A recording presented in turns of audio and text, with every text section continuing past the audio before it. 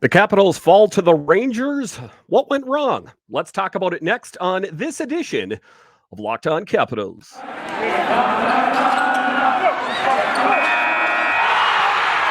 Your Locked On Capitals, your daily podcast on the Washington Capitals, part of the Locked On Podcast Network. Your team every day.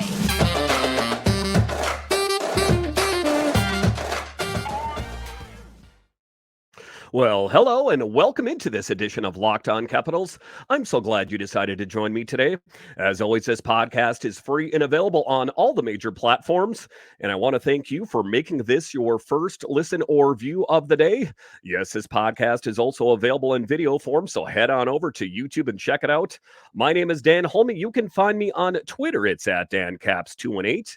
You can find the show on Twitter. It's at Locked On Caps. So in this edition of Locked On Capitals, we talk about your Caps as they fall to the New York Rangers. What went wrong?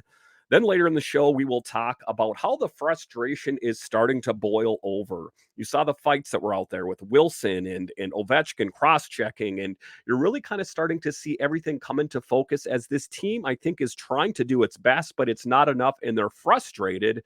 Then later in the show, we will talk about the backup goalie in this game. It probably wasn't who you would expect, but just to get it going here, the Capitals do in fact fall. And it was one of the games, that we've talked about that they should win, but they ultimately didn't win. And today was no exception. They should have found a way to beat the Rangers, and they fall by a score of 5-2. And tell me if you've heard me talk about that in this show before, is that the Capitals got off to a slow start and the opponent made them pay for it. This game was no exception, as the Capitals were just a little slow and just not engaged. And you take a look at a really good New York Rangers team, and it was ultimately too much for the Capitals to take, and it was too much for Darcy Kuemper. And I know everyone's going to say Darcy Kuemper wasn't playing well. And if that's your assessment, then you really weren't watching the game in total. You didn't really widen the lens. You didn't rub the Vaseline off the lens, because I think that the defense folding in front of Darcy Kuemper, it was just too much for him. And there was a lot of high danger shots that Darcy Kuemper had to face. And ultimately, there wasn't anyone, clearing the puck away from him. There was no one clearing any lanes. He didn't have any clear vision lines where he could see where the puck was coming from on some of those. Now, are there some of those goals that Darcy Kuemper would have liked to had back? Of course, but at the end of the day, Darcy Kuemper was under duress, and that's what it was all about. And also, it was just about, of course, not enough run support, to use a baseball term. They weren't getting enough high quality shots on New York, and ultimately it wasn't enough. And this was one of the things that we talked about. And every time I play a game, I'm like, well, they're going to figure it out this game. I know they've struggled in that game, but they're going to figure it out in this game. They haven't figured it out. So it's a frustrating thing to watch out there. And, taking a look at the Caps, people are asking me, are the Caps officially out of it? The Capitals can only hit 87 points now and are closer to being mathematically eliminated, as hope is dimming quickly, writes Washington Hockey Now, or excuse me, the Hockey News. So it is a frustrating thing out there to watch. As I think that a lot of people are looking at this and they're recalling 2018 when they were kind of up against a wall in the playoffs and they found a way to rally and win. And I think that a lot of the Capitals fans think that that is going to happen in the regular season here. I know that they're down and out, but they're going to find a way to muster and find a way to get into the playoffs. I really don't think that's the case. As it stands now, last I checked, it was the Isles and the Panthers were in the 2 wild card spots, and the Capitals just keep going down and down and down and down. So I just, I think that, Caps fans would be best served to just kind of come to terms that it's not going to be the year this year. And it was just a tough thing to watch out there. Washington managing just 6 shots in the opening frame and failing to generate a lot of high quality chances. So only getting 6 shots in the opening frame is not going to cut it. You're going to have to generate a lot more shots on net if you're going to have any chance of beating Igor Shesterkin. He is one of the better ones out there, and the Capitals didn't have an answer for it. He was a brick wall in front of them and not enough chances. And that's one of the things that you hear spoke of all the time in the NHL. is getting high quality chances and just getting enough chances as at well. So just taking a look at it, 6 shots in the opening frame in the first period. That's not going to do it. I mean, unless all 6 of them find the back of the net, and that wasn't the case. The Rangers controlled the tempo and were up by 2-0 at the end of the first. And that's what I spoke about off the top of the show today. Is that it just seems like for whatever reason it takes a while for the Capitals to get acclimated to their surroundings, and it takes a while for them to wake up because it seems like the last, I don't know, dozen games, it seems like I've started the show talking about how the Capitals had to come back from a deficit or the other team was just pouring on the pressure early. When are the Capitals going to pour on the pressure early? It seems like it would be, a good recipe for success, but it wasn't the case. Then in the third, a fluky goal by Capo Caco made it 3-0 hockey, and then a hockey game for the Rangers. And that's when the frustration really started to boil over because I think that, to a certain extent, some of these guys out there are doing their level best, but then it's still not enough. That Rangers team is that good that the Caps are having a hard time overcoming and being better than that. And one of the things I heard in a post game presser from Jensen in the last game was he said that the guys are not showing enough compete, that, you should be skating as hard as you possibly can from one end of the ice to the other to try to compete and have a high compete level out there. It wasn't his assessment, Jensen, that the Capitals were all doing that. They weren't all engaged in just in chasing down the puck and going back and being good on defense. It almost seems to some of them that they know the end is near. And I think to a certain extent that, the players and their significant others are already making plans for the postseason. And that's where their heads are at. Their heads are not engaged in winning hockey games. And it's tough for some of the guys out there like Wilson and Ovechkin, when they're dropping the gloves and you can tell that they're frustrated out there. Those guys, I think, want to win. I think, some players are super engaged in the welfare of this team.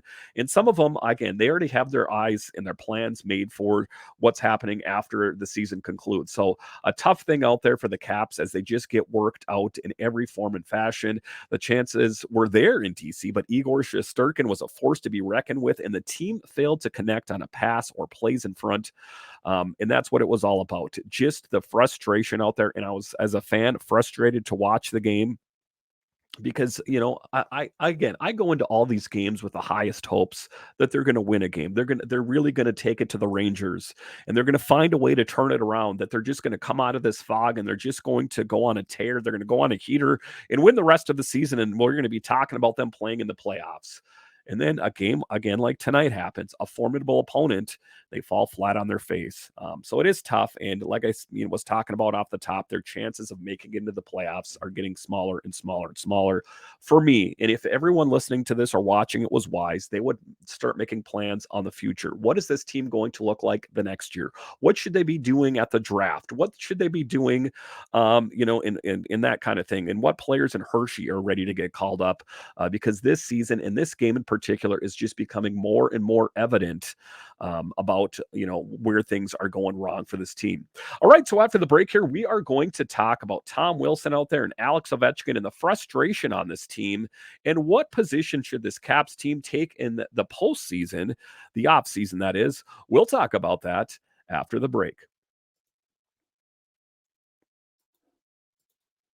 For a championship team, it is all about making sure every player is a perfect fit. It's the same when it comes to your vehicle. Every part needs to fit just right. So the next time you need parts and accessories, head to eBay Motors. With eBay Guaranteed Fit, you can be sure every part you need fits right the first time around. Just add your ride to My Garage and look for the green check to know if the part will fit or your money back. Because just like in sports, confidence is the name of the game. And when you shop at eBay Motors, and with over 122 million parts to choose from, you'll be back in the game in no time. After all, it's easy to bring home a win when the parts are guaranteed. Get the right parts, the right fit, and the right prices on ebaymotors.com. Let's ride. Eligible items only. Exclusions apply.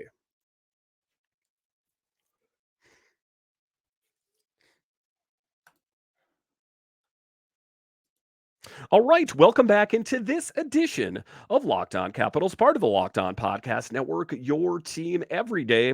So to close out, the game, you saw frustration out there kind of boiling over from some of the guys out there. Ovechkin took a late penalty for a cross check after a run-in with Barclay Goodrow, who caught Ovechkin up high. Tom Wilson then stood up for his teammate, dropping the gloves with Goodrow, while Martin Feravari and Nico Mikkola also fought. And that was one of the things, just watching the game and talking about that, it's the frustration factor. And that was one of the things I spoke about in the first segment, is I ultimately don't think that in a lot of cases it's the Capitals aren't trying to win. I think that some guys are engaged, some aren't. You take a look at Ovechkin and Wilson, who are willing to mix it up and to throw down, and just to kind of show that the Capitals at least have something, they're invested in this game in some form. And if it's a fight, if it's a scrap, then that's what it was. But the Caps just didn't have enough as far as the offense is concerned. They weren't engaged enough in the defense to help protect Darcy Kemper and try to keep the Caps in the game. So now what do the Capitals do going forward? It's my assessment, and I spoke about in the show before, is that the Caps have to have their eyes on the future, and that kind of just give up the dream right now of trying to make it to the postseason. I know that that kind of flies in the face of what I said before. I think they should do their level best.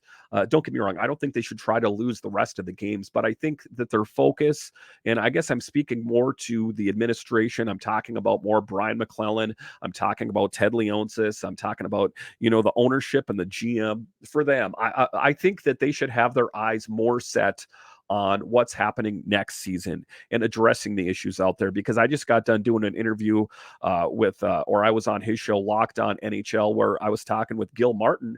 The scary thing for me as a Capitals fan is, at the end of this season, we can put a wrap on it. We can, stop talking about Capitals hockey. I mean, I'm not going to do that. But if you're a fan, you can, move on to your next passion, the Nationals or fishing and hunting or whatever it is that you do for fun. But then the fall comes, and the big question is what is being taken care of between the conclusion of this season and the beginning of next season, preseason? Because, I mean, if you take a look at the free agents out there, there's not a lot of free agents left on this team, or they are players of not of great impact. You look at Connor Sherry out there, you look at Carl Hagelin, you take a look at Connor Brown. I'm kind of resigned to the fact that those guys are not going to come back next season. So what is going to change between this season, the off season, and the start of next season? And as a Caps fan, how can you expect this team to do better next season when it is going to ostensibly be the same exact team next year? There's going to need to be some big changes made. There's going to need to be some big trades out there, and some of them are probably going to hit a little close to home. Some of these guys that you know and love, and I don't think to a certain extent that anything should be off the table. I'm not saying you're going to trade Ovechkin or Tom Wilson, but you know what I'm saying? If it means, possibly like an Oshie moving to upgrade, if it means, one of the prominent guys on the blue line, something big needs to happen, because this team isn't a little bit out of it. They're way out of it. Um, I know they're not in the last place in the Metro, but for right now, especially like this last couple of weeks here, they're just not competing. And I know I'm going to hear all kinds of things. TJ Oshie, that was kind of just a name that popped out there. I'm just saying that, it's going to need to be a big name player to fetch a big return, or it's going to be a Connor McMichael. It's going to be, one of the players that we revere, Hendrix LaPierre, one of the guys down in Hershey that's going to have to move. Let's face it, if you're going to get a big name forward, a scoring forward on this team, you're going to have to give up someone big. So who comes to mind? Who's expendable? Evgeny Kuznetsov comes to mind. He wants out of DC. I say, let him go. We don't want to keep a guy here because he's under contract. Anthony Mantha. The Anthony Mantha problem, right? That's the big thing. And, the dagger for me with Anthony Mantha on this team, if you had any hope of Anthony Mantha and the possibility of him, contributing to this team, his lackadaisical approach as he had the puck and Evgeny Malkin stripped it away and he scored the goal, kind of just like doo-doo-doo down the ice. Malkin didn't really have to fight or anything. He just stripped it clear away from him and scored a goal. So for a guy that was in and out of the lineup, to just be so half-cocked about, controlling the puck, I want that guy out of here. And I understand he's not going to be an easy guy to remove from the equation. He's a healthy scratch. There's not a lot of guys that are going to want to sign up for a healthy scratch. He's a big guy, but he's not a fighter. So there's not a lot of guys looking for that four-leaf clover on their team. So what are they going to have to do? They're going to have to bundle him in a deal, maybe with Kuznetsov. I don't know. And just get some really big score on this team, because as much as we love the players that are on this team, most of the players on this team, they are not getting it done, period. And what's the definition of insanity? Doing the same thing again and again and again and expecting a different result. If you think this Capitals team next year is going to be better with the same players, you're insane. I'm just going to say it. I know that we think that there's just going to be this real, strong computer reset. We're just going to hit Control Alt Delete and just restart the thing, and it's going to reboot and it's going to be successful. That's crazy talk. I know that we were missing Wilson. I know that we were missing Backstrom, and I know that if we had both of those players on this team, that they would be at least marginally better. I would say a couple standings higher, but still, it's not enough, because we have Wilson and we have Backstrom out there, and this team hasn't shown market improvement. They haven't shown great improvement. If anything, when Wilson and Backstrom came back, this team started to do worse. Blows my mind. The month of December was their best month. And then in January, they came back and this team played poor. Why is it? You could spitball and pontificate about that all day. Some of the thoughts out there is that this team was super engaged. And then when Wilson and Backstrom came back, everyone kind of just sat back and like, okay, you guys will take care of it. We did enough. It's a possibility. But for whatever reason, it's just not getting it done out there right now. Things need to change. They really need to take that snow globe and shake it up, and give this team a new look, because this is going to be the first time since 2014 that this team has missed the playoffs. That was Adam Oates pushing the buttons and pulling the strings, and we know what happened with him. He was shown the exit doors. That was what's going to happen with Peter Laviolette. I don't know if that's necessarily the right idea, but I'm not against it. I'm in the winning business for this team. I love this team, and I want them to win, and I'm willing to do whatever it takes for them to win. So if it means moving on from Peter Laviolette, even though he is the winningest U.S.-born coach, then I'm all about it. So who are some of the coaches that I hear out there? Halpern. I hear Spencer Carberry. Both intriguing names. There's a laundry list of other coaching options out there. But what I'm saying here is, you saw what happened when they missed the playoffs last time. Heads started to roll. I think that is going to happen now. And I don't want to disparage Peter Laviolette. I ultimately wish nothing but the best for him if he moves on from Washington, or he's let go, or his contract is not renewed, shall we say. But I don't think it should end there. I think that, you got Blaine Forsythe on this team, who has been here a long time. I'm all about a clean slate altogether. If Peter Laviolette goes, I want to take the rest of them and throw them in the recycle bin and start all over again. If we're going to start anew, let's do it. Let's really get invested in starting all over again. New coaches, new systems, because that's the belief out there. There's a lot of NHL insiders that are saying, it's Kuznetsov's not this poor of a player. He is just suffering from poor coaching. And some people are even saying the same thing about Anthony Mantha. They're saying, don't move on from these players, move on from a coach, and maybe there's a guy that can get a little bit more juice out of that orange if he squeezes it hard enough. Is it possible? Anything's possible. I don't want to say it's, too much hyperbole out there. Look at what Barry Trotz did. He came here and got a cup here. And how did he do that? He got new coaches coming in here. Mitch Korn, the goalie whisperer. You had him and Braden Holtby and Philip Grubauer here, and that was magic in a bottle. We need some more of that magic in a bottle next season. I don't want this team to wander out into the wilderness for years and years and years. Kind of like what the Nationals are like. I mean, they picked up a good win here today. But ultimately, that's what I don't want to have happen. I think that just to talk about baseball here for a moment, I think the Nationals are years away from competing. I don't want the Capitals to be years away from competing. Everything that we hear spoke of is we don't want to squander these years with Alex Ovechkin. And one of the things that Frank Saravalli says, it seems like the Capitals aren't living up to their end of the bargain. Everyone's saying that we can't make these big changes while Ovechkin's here. He wants to be on a competitive team. Is the team that you're seeing out on the ice right now competitive? And I know I've spoke to a lot of NHL insiders, and I respect their opinion. And their answer to me is always, well, they always make it to the playoffs. They're probably going to miss it this year. In touche, I hear that. historically they have a pedigree of making it to the playoffs. I want that to continue, and I don't want to be so fragile that they miss it one year and it rocks my world. But I just think that this team, their fan base, they expect nothing but the best. And I think that Caps fans, we have to be willing to open our minds to changes, whatever they are. If it's one of your favorite players, if it's for the greater good, great. If it's moving on from the head coach, great. If it means even moving on from a prospect down in Hershey, even though I've preached against it, I'm fine with it. If it means this team is competitive again, because this team is tough to watch. I'm going to be honest with you. I cover this team, and watching the games, it's tough to watch because I remember the many years that they played so well and just were so engaged. It's been a real fall from grace for me. And that's what I want, is just this team to find its way again.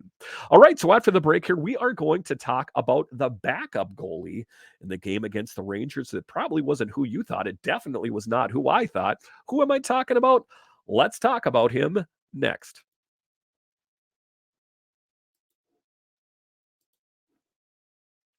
Today's episode is brought to you by a product I use literally every day, AG1 by Athletic Greens. Maybe you're like me. You want to be healthy and you want to eat well, but it's easier said than done. That's no longer the case with AG1. With one delicious scoop of AG1 in a glass of water each day, you're absorbing 75 high-quality vitamins, minerals, whole food-based superfoods, probiotics, and adaptogens to help you start your day right. This special blend of ingredients supports your gut health, your nervous system, your immune system, your energy, recovery, focus, and aging, all of these things. And it can be hard and expensive to keep track of multiple different supplements and vitamins, not to mention how hard it is on your stomach. AG1 costs you less than $3 a day. You're investing in your health, and it's cheaper than your cold brew habit. Right now, it's time to reclaim your health and arm your immune system with a convenient daily nutrition. To make it easy, Athletic Greens is going to give you a free 1-year supply of immune-supporting vitamin D and 5 free travel packs with your first purchase. All you have to do is visit athleticgreens.com/NHL Network. Again, that's athleticgreens.com/NHL Network to take ownership over your health and pick up on the ultimate daily nutritional insurance. All right, welcome back into this edition of Locked On Capitals, part of the Locked On Podcast Network, your team every day.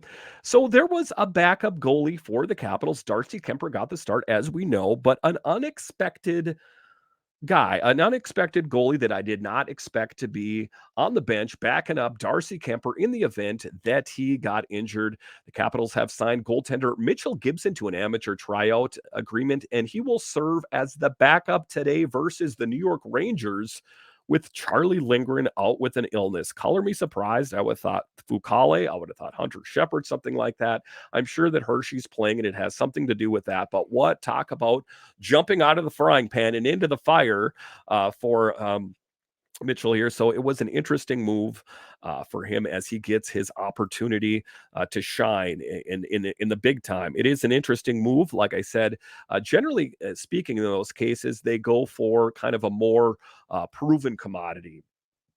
Someone like a Zach Fucale or a Hunter Shepard like that. But I do think that the arrow is pointing up for him, and I think that this was a really good opportunity, even though he didn't have a chance to play out there. Mitchell Gibson is going to be one of the goalies in the future to keep your eye on. On March 16th, ECAC Hockey announced its year ends and awards Mitchell Gibson and Alex Lafleur, second team all ECAC hockey honorees. In addition, Gibson was one of 9 semifinalists for the Mike Richter Award as the nation's top goaltender, and one of 2 on the list from the ECAC. And just a little backstory on him, if you're wondering about Mitchell Gibson and who he is and why was he ultimately thrust in as the backup goalie. He would have been in there, say Darcy Kemper got injured. It's not too crazy to think about. He gets injured, on a semi-frequent basis out there. In the 2017-18 season, Gibson was recognized as the NAHL's goaltender and rookie of the year and took home the title as the South Division MVP. He tied an NAHL record for posting 11 shutouts in one regular season and finished with an overall record, including playoffs, of 31, 10, and 9 for the NAHL's Lone Star Brams. Gibson finished the regular season leading the NAHL in goals against average 1.59 and save percentage of 93.5%, which were both the lowest numbers in the league since the 14-15 season. Do we have one of the goalies of the future on this team? Yes, I do think that's the case, and it's interesting because Zach Fucale and Hunter Shepard are both up for new deals at the end of the year. Obviously, they're probably not going to come back, so that opens the possibilities for Clay Stevenson and those other guys that are down there to vie for those positions as well. So an interesting thing for a guy that, doesn't have a whole lot of experience to get put in that position, but it kind of shows you the faith that they have in Gibson. Gibson would play for the Central Illinois Flying Aces in the USHL in the 18-19 season. He was unable to replicate his success from the previous season, ending the year with a 3.50 goals against and a .890 save percentage. The team as a whole was not very strong and in a bit of disarray as they would fold at the end of the season.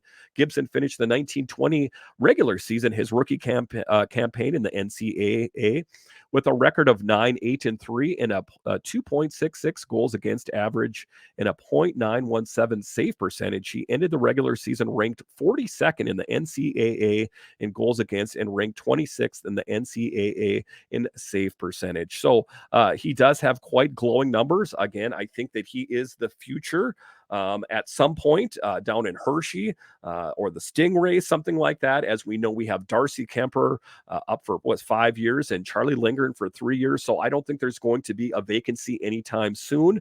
But I think that this is just kind of showing that the Capitals have their eyes on the future. The one thing for sure is the Capitals always have the goaltending department locked down. And this is evident here. Right now, you got Hunter Shepard and Zach Fucale, two goalies that are killing it down in Hershey as the Capitals, or the Hershey Bears rather, are moving on to the Calder Cup playoffs. So, and that just kind of continues in the tradition of keeping things going as they have Mitchell Gibson, a really outstanding option, I'm going to say at this point, for the Capitals, the Hershey Bears, or the Stingrays. So just some positivity for the Capitals. I just thought I'd give you a little backstory about a guy that kind of went from kind of unknown for the most part outside the NHL and being thrust into being the backup goalie for Darcy Kemper.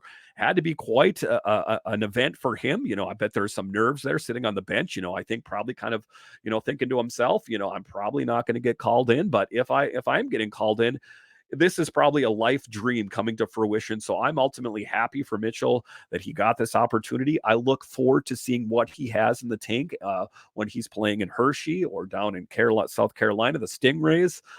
Because like I say, the one thing that I know as following this team for a long time is they've always had a long list of great goalies in the organization. If it's in the Caps, if it's in the Bears, it's the Stingrays, they're always set and ready to go. And it seems like they're continuing in this direction again.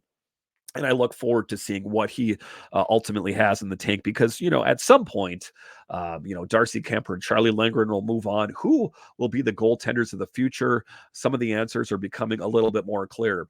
Thank you for Locked On Capitals, your first listen today. Now make your second listen Locked On Game to Game NHL. Every moment, every top performance, every result. Locked On Game to Game covers every game across the NHL with local analysis that only Locked On can deliver. Follow Game to Game on Locked On NHL, available on the Odyssey app, YouTube, and wherever you get your podcasts. So once again, thank you for joining me on this edition of Locked On Capitals, part of the Locked On Podcast Network, your team every day. When you're done here, when you're using your podcatcher of choice, if it's Apple, Spotify, Stitcher, wherever, make sure and hit that follow or subscribe button. That way you will know when the new podcasts are available. And then when you're done there, hop on over to YouTube and hit the subscribe button so we can watch those subscribers get the amount go up and up and up. And I have you guys to thank. So once again, thank you for joining me on this edition. My name is Dan Holme, and I'll talk to you again next time.